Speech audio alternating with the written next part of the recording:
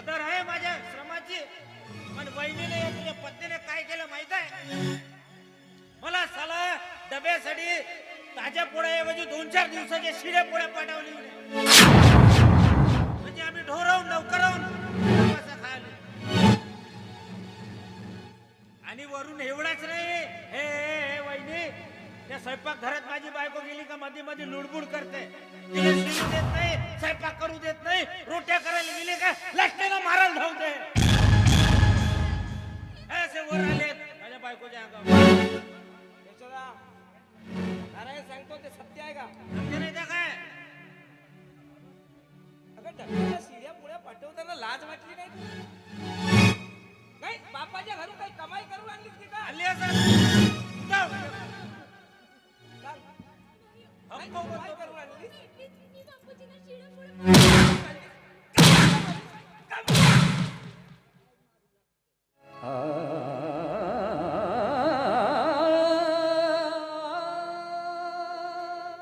पण मूर्खा, अरे मी आल्यानंतर मला सांगायला हवं होतं.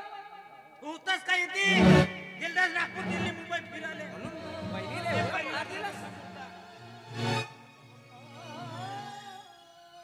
नाही मी म्हणतो तुला एवढा जबरदस्त मार मारताना काही शरम वाटली की नाही तुला? हो भाऊजी, माझ्या नवऱ्याची लाज शरम काढू नका. आणि हे सर्व घडते ना, हे या भटक भवानीमुळे घडते. आणि तुम्ही माझ्या नवऱ्याची लाज शरम काढता.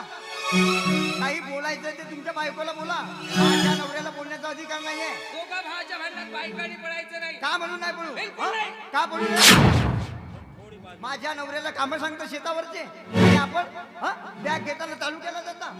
कोणता काम आहे चालू केला? रागाच्या भरत लावून आलो होतो. माझ्या डोका ठिकाणावर त्याचा काय लागला?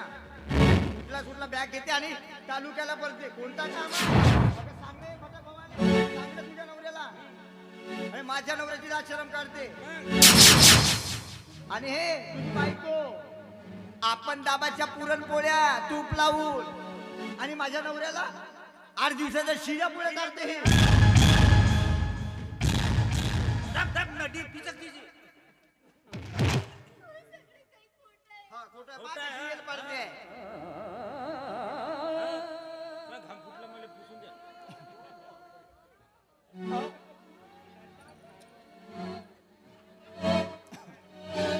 आमची लाज शरम काढते. काम करायला नेट लागते. मी साला गरम बिरम झालो ना, ते दादा वहिनी जाणतच नाही. एखादा खाऊन पिऊन आलो तर मग पुन्हा माझ्यासारखा बेश्रम माणूस नाही.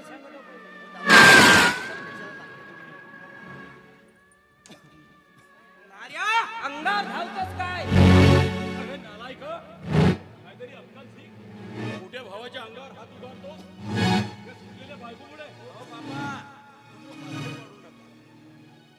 मी सांगत आहे तुम्ही मध्ये पडू नका. माझा पारा गरम झाला आहे. आणि बायकोला बरोबर सगळं शिकवलं नाही, आता सगळं समजायला लागला. पहिलं असा अंगात आब्या होतो, आता बरोबर एक एक गोष्ट येत आहे. आणि मी म्हणते तसं झालं पाहिजे. अरे हो, पण काहीतरी अक्कल शिक. या बायकोमुळे चरचर चरचर बोलायला लागलास. हे पहिले अंगुठा छाप बनणारी बायको आज तुझ्या समोर चरचर चरचर बोलायला लागला. तुम्ही बसा देणार खुर्चीवर. मला माझा अर्धा हिस्सा पाहिजे म्हणजे पाहिजे.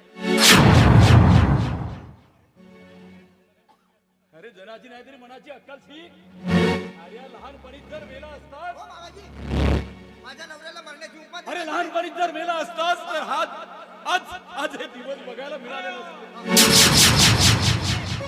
म्हणजे मी अगं मेलो तुला असतो. याच्यातलं काय माहित आहे? तू मला काय एकटाच कोकला असता खाऊ. म्हणजे मी तुमचा पोरगा नव्हे, एकटाच पोरगा. मी गंगेला वाया अरे नार्या, या पांढर बायकोमुळे तू पायाला वेळा झालास रे. हा खेळमा त्या मोठ्या चुलीची बाजू घेते. अगं तोंडाची जीभ तरी आवर ग. खेळमा तुला बरी काम नाही. अगं स्वतःच्या सासऱ्याला खेडमा म्हणतोस. अगं एक दिवस तू सुद्धा खेडमी होशील तेव्हा तुझ्या लक्षात येईल का? माझ्या नवऱ्याला बराच सांग त्या खेळमा. माधव, जरा तोंड सांभाळून बोला.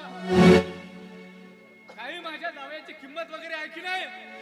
गणपतराव, तुम्ही आमच्या घरच्या भानगडीत पडू नका, नाहीतर बघा, काय पडायचं नाही. याचे परिणाम वाईट होतील, लक्षात ठेवा तुम्ही. काम करू करू माझ्या हा, नार्या, चूप.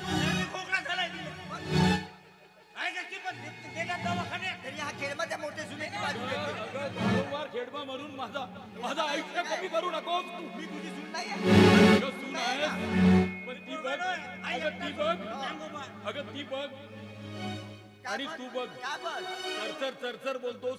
काम करते म्हणून बोलती आहे. कोण काम करतोय? ती लेक लागी काम नाही करत ना मला नाही बोलत. किरण, तू नको सांगू, खेळ मी अगं मी आहे ना, बघून घेईन मी. चापलूसी लावते, चापलूसी. पुरा केलं नाही म्हणताय हिनं. हा. नारायण, गणपतराव तुम्ही आमच्या घरगुती भांडणामध्ये पडू नका. अरे का पडायचं नाही, माझी मुलगी आहे इथं. अरे तुमची मुलगी आहे तर काय झालं?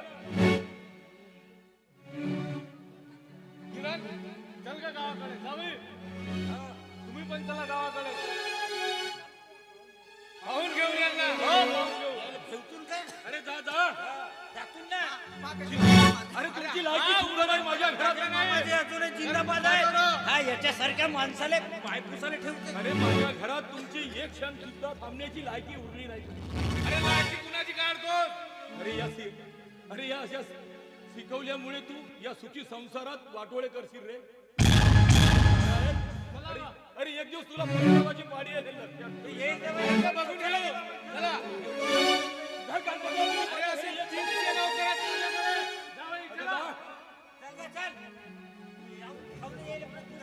अगं जा म्हणतोय ना, अजून माझ्या छातीला काय नाव आहे सातबाऱ्यावर? किस्सा सोडत नाही. पहिलंच सांगतो.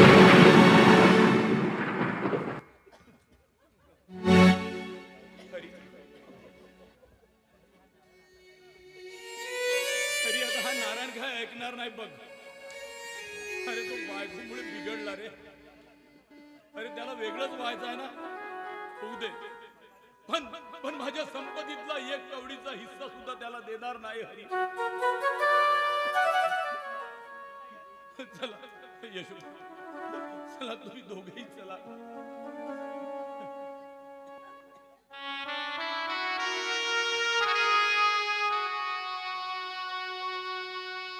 Thank you.